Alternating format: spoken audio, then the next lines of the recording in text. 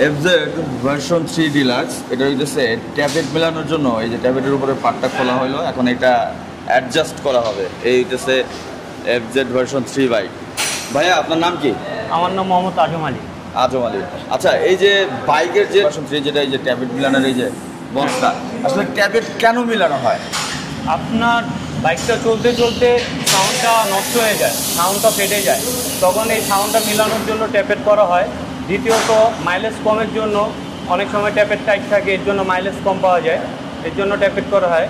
আর তৃতীয়ত মনে করেন আপনি ইঞ্জিনটা অনেক সময় গরম হয়, ট্যাবলেট যদি অ্যাডজাস্ট না করা হয়, থাকে তখন চলতে একটা সময় সাউন্ড চেঞ্জ সবকিছুই হয়। হ্যাঁ। এটা মানে অনেক কিলো পর আসলে মোটামুটি একটা সময় নিজেই বোঝা যায় আসলে ট্যাবলেট কখন মিলাইতে হবে।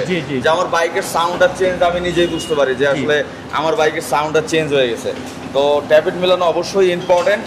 তো এখানে এই যে ট্যাবলেট মিলানো হচ্ছে, আর এটা হইতেছে ইয়ামাহা ক্রিসেন্ট এন্টারপ্রাইজের মোহাম্মদপুরের হইতেছে সার্ভিস সেন্টারটা। এখানে অনেক বাইক একসাথে সার্ভিস হয়, প্রায় 16টা বাইক, তাই না ভাই? 16টা বাইক একসাথে এখানে সার্ভিস হয়। দেখতে পারতেছেন আজকে ফ্রাইডে, বন্ধের দিন, তারপরও বাইকের চাপ অনেক, একের পর এক বাইক আসতেছে।